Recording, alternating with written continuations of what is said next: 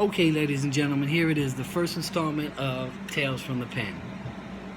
My name is Fred. I'm from Queens, New York, and we're going to talk a little bit about my life and the stuff that I've seen, the stuff that I've been through, and we're going to talk mostly about Rikers Island, and we're going to mostly talk about Upstate penitentiaries. A little background on me: I got locked up for the first time at 14.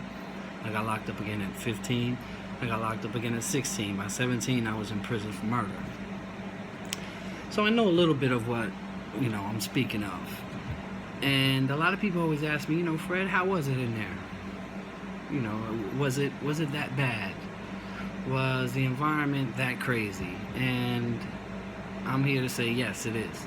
Now, what I'm going to do is I'm not going to glorify anything. I'm not here to glorify prison. I'm not here to glorify anything that happened. But what I am here to do is to enlighten people. Maybe some youth are watching this so they understand that there's nothing cool about jail. There's nothing cool about prison. Nothing at all. Zero. You go to jail and it's a whole different world. It's a jungle.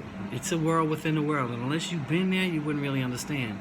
And especially Rikers Island.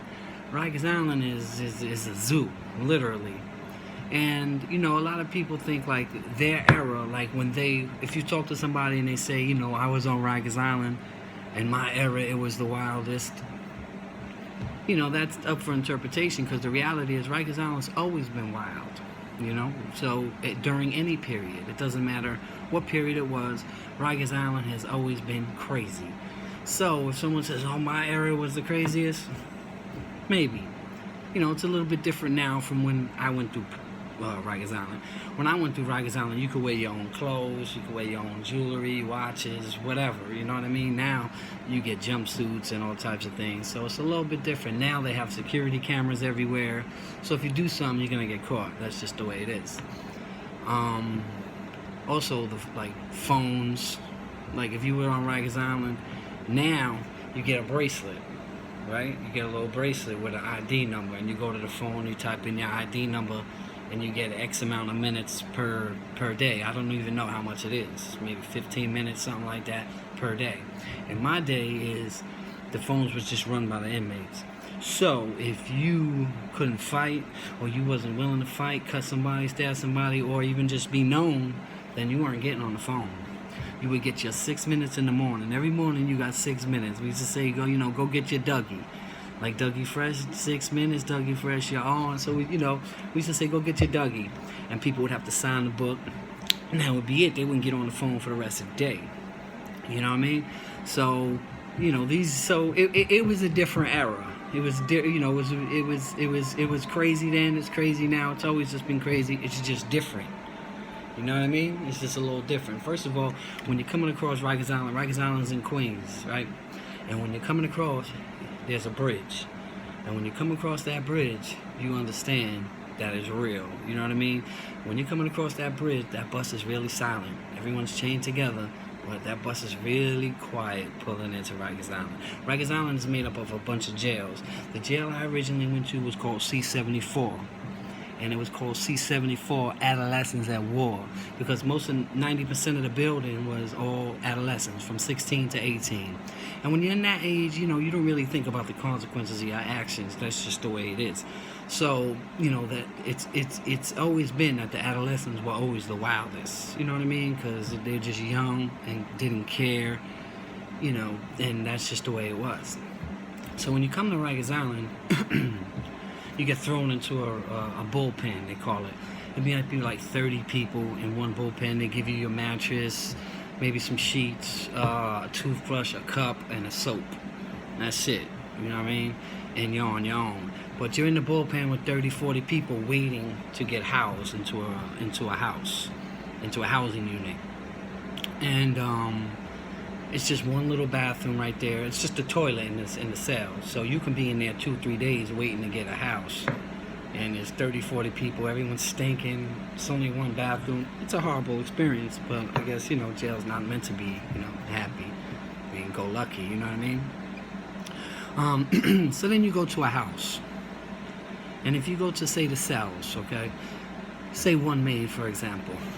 One main has two sides. So there'll be a north side and a south side. So when you come in, Soon as you walk in the door closes, there's another door in front of you. Now, in between where you're standing right now, you look to the left, there's a gate, and that's where the day room is. So everyone comes to the gate when you're coming in, and the first time you bringing your stuff in, everyone comes to the gate. They look you up and down, see what's going on, see who you are, see who you know, start talking to you, through the gate, and they try to gauge what kind of person you are right away. And to the right here is the bubble. That's where the police be. Now, the bubble separates the north side and the south side of one main. You understand? I'm just giving you an example. So there's two sides. But you guys don't really mingle because there's gates, A and B gates in between. So you guys don't see, you guys could just talk to each other, but there's no real mingling. But back then, sometimes the police would open the gates and it would just be, mingling back and forth. Nowadays, they don't do none of that. But you go in, you put your stuff in the cell. Now, when you come out, and there's day room there's certain places in the day room, there's like 5 or 6 tables. You can't sit at every table. There's a table right there that sits right in front of that mounted TV that's right there. Now, most of the time, the people who are at that table, who hang out at that table, most of the time are running the place, you know what I mean? Because they got the TV, they running the joint. That's just the way it is. Now, if you come in and you sit down in one of those seats, and not really understand what's going on, something negative is going to happen to you. I seen that with one of the Central Park jogger kids. The Central Park jogging case was big here in New York City back in the days. It was about a lady, and she got raped, and she was left for dead in Central Park. The next day, they rounded up a bunch of kids, 5 kids, and they made them all confess on video that they're the ones who did it. And they did, they ended up doing a lot of prison time. But it come to find out, it wasn't them. It was one guy who did it, who admitted to doing it. His DNA was on her, in her, and all around her. And he eventually was the one that was convicted and charged, and they eventually let these kids go. But they went through hell. I witnessed it. One of them came in. I forgot which one it was, but one of them came in and he sat in that front seat, right? So they gave him a blanket party. A blanket party is when you take a blanket, you throw it over the person. This is what they did. They threw it over him, and then they beat him. They beat him with locks in the sock. You put a lock in the sock, wrap it up. They put soap in the sock, wrap it up. And they beat him with mop wringers. A mop wringer is just what it sounds like, a mop wringer. Things that you wring out the mop with. It's at least 10 pounds. So they threw the blanket over him, gave him a blanket party. This is what a blanket party was, Those guys had it rough because they were all over the news, and people thought they were rapists and stuff. So, I really feel bad for those guys. Salute to those guys, and I'm glad they made it out of that jungle alive because it was crazy. Rikers Island is also known for razor tag. People...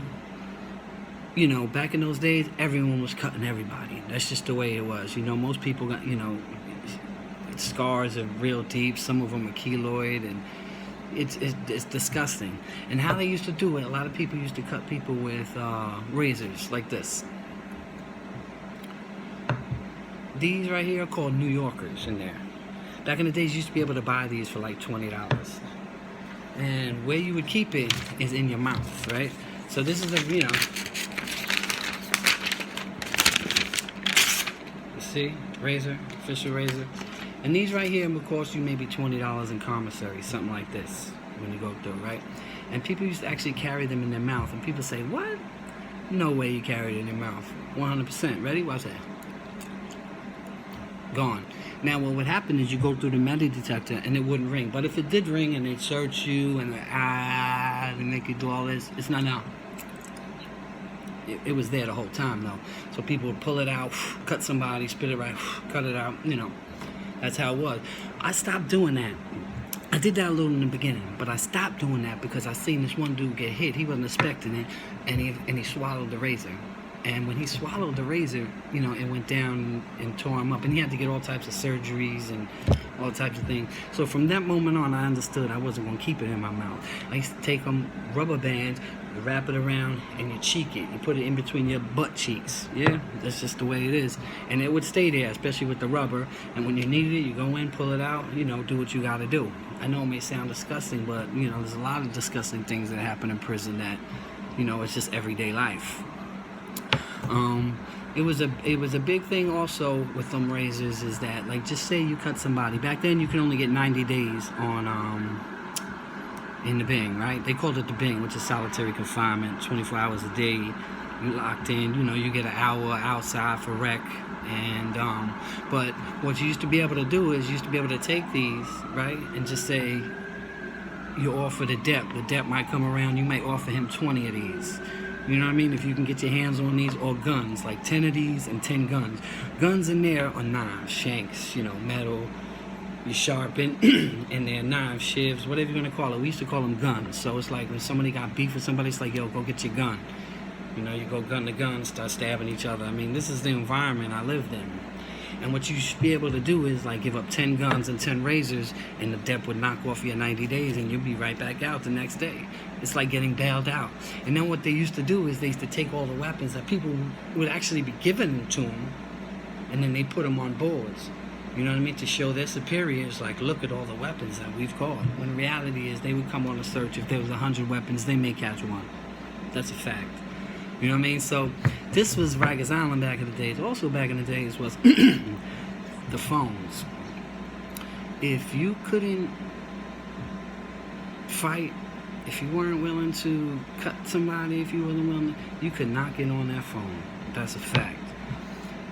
You would have to, inmates ran the phones. So after like say 6 o'clock to like 11 o'clock, it was 11 o'clock was like lock-in. From 6 o'clock to 11 o'clock, if you were on the phone, that means you were an official dude. You held your time down. You know what I mean? It might be like you might have 6 to 6:30. Your man might have 6:30 to 7, and then he passes it on, and it goes. It's a circle. Everyone knows who's got the phone time. Excuse me. Now you might have somebody that comes in who wants phone time. He might be about that, like, who got the phone, who got what time. And he may pick, like, who got 7 to 7:30. Oh, he do? All right, yo, we got to fight. You know what I mean? And dudes used to go to the back, fight it out, and, to hold their time down. This is the way it was. This was the environment. And the police used to love it. The police used to let us fight all the time. I remember one incident. I was a nighttime suicide watch. So at nighttime, they used to let out one person from 11 to 7. And I used to be that person. And I used to be able to use the phones and stuff like that. And I was in the Bing, so to be able to use the phone at night, it was cool. Call my people, call whoever I had to call, right? And I remember this one dude, he kept talking, yelling on the gate, and the police would gas, that's how they would do. I was young, impressionable. Police would gas him, yo, shut him up, or you can't use the phone. You know what I mean? So I ended up going to his cell, throwing something in his face, and he was kicking and screaming. And then the next morning, the police asked me, did I want to fight him? I said, yeah, let's do it. And they let him out of the cell, let me out my cell, and, everyone just watched us. And the police just sat there and, we did it. You know what I mean? The kid name was, I'm just going to use the initial P. He was from East New York, you know what I mean? And he had a big mouth, but he ain't know, I've been boxing since I'm 4, so, I beat his ass. But that's just the environment. That was just the crazy environment that I lived in, you know what I mean? Commissary, if you could not hold your commissary down, you got robbed. You know what I mean? Or you was up under somebody, like you was paying somebody, you know what I mean? You may have to pay somebody $10 a week every time you go to commissary to make sure you don't get robbed for the rest of your stuff. You know what I mean? This was the life. This is what was going on at Rikers Island. This is what still goes on at Rikers Island now. You know what I mean? Like I said, every era believes their era was the wildest. I hear you, That's because, again, like I said, Rikers Island's always been crazy. It's always been nuts. This is stuff I'm going to talk about. I'm going to change a lot of names during my series. I'm going to change a lot of the things. I may just give initials because, I don't want people to feel some type of way. Because there's going to be people here who I don't want to name call, you know what I mean? And then, it's so many years later, man, I got 3 kids, I'm grown, I have a, good job, and it's a whole different lifestyle now.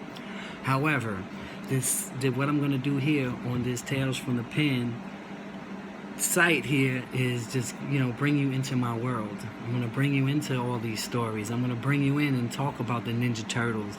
The Ninja Turtles was AKA the riot squad. You know what I mean? Like if something was going on and there was little riots happening or shit popping off or somebody did something to the police, the Ninja Turtles were coming. The Ninja Turtles were usually the biggest corrections officers in the jail. and they would suit up and have all this equipment on, and when they come through in formation, and they look like Ninja Turtles. And when they come through, they're not playing. When they come through, it's not like, all right, I give up. All right, when they come through, they just coming through and fucking you up. You know what I mean? With batons and, you know, whatever they have to do. Break, you know, they'll break anything on you at any time, and that's just the way it was. Ninja Turtles used to come through, you know, and clean the place up. You know what I mean? That's what they do. You know, this is the stuff we're going to talk about here on Tales from the Pen. And we're going to talk about Upstate, which is a whole different world than Rikers Island. You know what I mean? We're going to talk about prison gangs. We're going to talk about, because when I first went in, there wasn't that many gangs. When I first went in, you know, especially when I went up north. When I went up north, the really only gangs, there was some Latin Kings. It was a lot of 5% Nation, and there was a lot of Muslim brothers. You know what I mean? A lot of the other gangs and the Bloods and Crips and all the rest of that stuff started coming in later on, like the mid-90s and the end of the 90s. That's when really things really blew up with the Bloods and Crips and everything like that. But before that, it was just 5%ers and things like that. And before that, most of the wars were like Brooklyn, Bronx. You know, a lot of times people just stuck with their boroughs. You know what I mean? When they came to jail. A lot of times they stuck with, you know, what they were familiar with. Queens dudes hung out with Queens dudes. Brooklyn dudes hung out with Brooklyn dudes. You know, and that's just the environment that it was. Now, you know, it is a whole different world as far as gangs. You know what I mean? I'll give you that. You know, now dudes is, you know, with the infighting, Bloods fighting Bloods, Crip fighting Crips. It's a whole different, you know, it's a whole different environment and a whole different, you know, things you gotta worry about. Back then, I didn't really have to worry about none of that. You know what I'm saying? It was, you know, you hold your own, you was good, and that's just the way it is. Me, I got along because, number one, I could fight. And number two, I was into sports. I was always nice and ball. So as soon as we got on the ball court, you know what I mean, everybody understood. And I just became cool with dudes, you know, along those lines. I wasn't running around robbing people.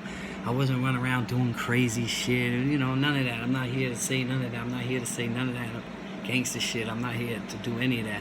But I held my own, you know what I mean? If it came to me, you know, it got dealt with one way or another. You know, I was one of the first people to open the SHU boxes upstate.